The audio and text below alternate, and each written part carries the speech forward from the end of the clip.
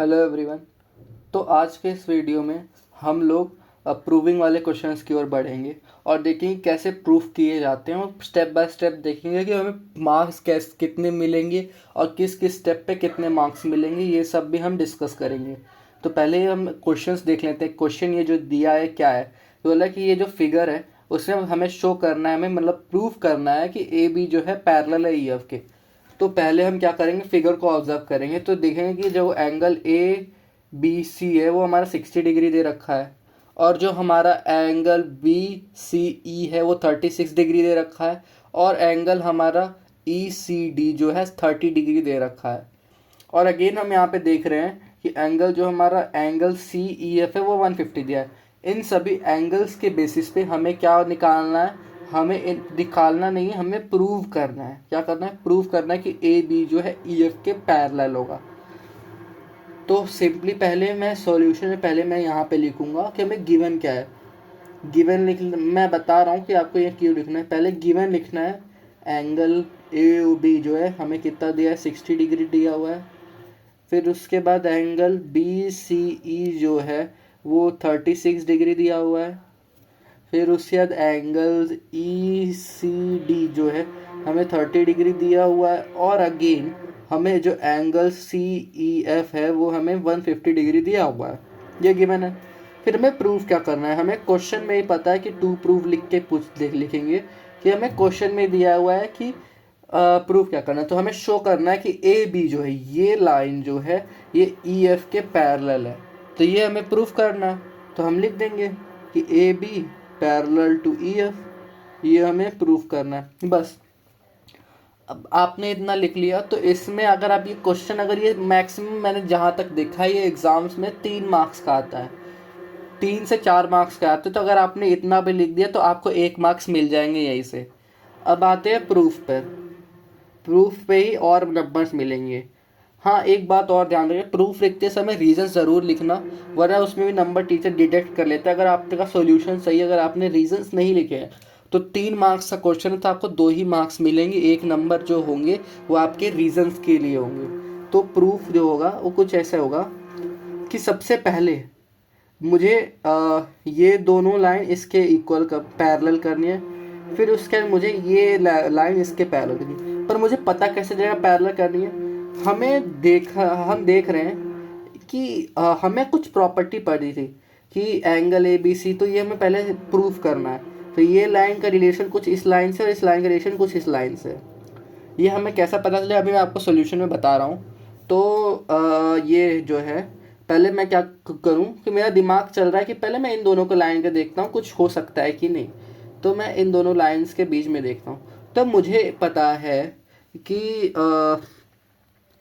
Angle E C D, जो angle E C D जो है हमारा एंगल ई सी डी जो है एंगल एंगल जो होगा हम उसको सम कर देते हैं। एंगल किसके करते हैं, ई सी डी जो है एंगल हमारे ई सी ई एफ के, अगर हम सम करेंगे सी ई एफ के बाय सी ई एफ के तो उसका सम देख रहे हैं हम तो ऑब्जर्व करने को मिल रहा है वो आ रहा है 180 डिग्री। और आना भी चाहिए, यहाँ पे लिखेंगे 180 डिग्री आएगा। क्यों आएगा, क्योंकि co interior angles due to the co interior angles बन रहे। और हमें पता है कि को इंटीरियर का एंगल्स का सम 180 होता है।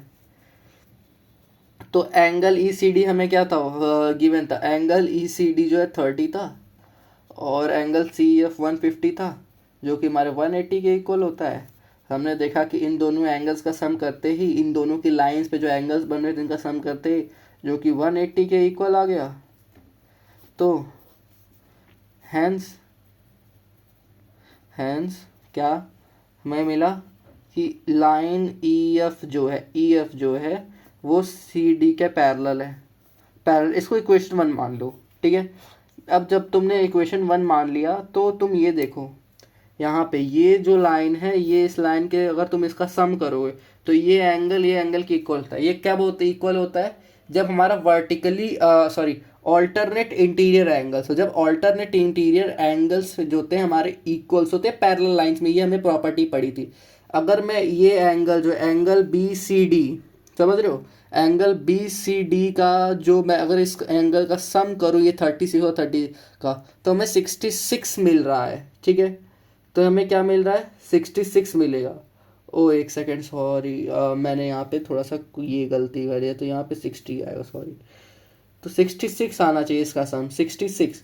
अगर इसका सम 66 इसके इक्वल आ रहा है, तो मैं बोलूँगा कि ये अल्टरनेट इंटीरियर एंगल से रीज़न, इसीलिए ए बी जो लाइन है सी डी के पैरेलल होती है। देखो, कोई भी लाइन पैरेलल है उसका पता लगाने का यही ट्रिक है कि उन उसकी जो प्रॉपर्टीज़ है, अल्टरनेट इंटीरियर एंगल्स, को इंटीरियर एंगल्स, ये जो प्रॉपर्टीज़ है इनके बिहार पे अगर ये प्रॉपर्टीज़ मैच कर रही हैं तो वो लाइंस पैरेलल है, नहीं कर रही हैं तो नहीं पैरेलल। अगर वो लाइंस पैरेलल है तो ये प्रॉपर्टीज़ उसमें होंगी ही होंगी, alternate interior angle, alternate exterior angle, ये प्रॉपर्टीज़ होती ही होती है।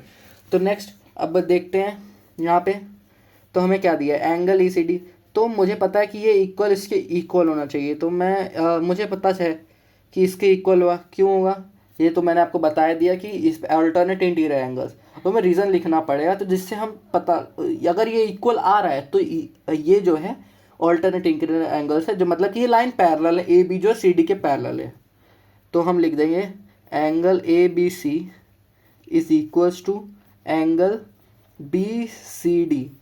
कैसे हो रहा है, by alternate interior angles, by alternate interior angle से होता है।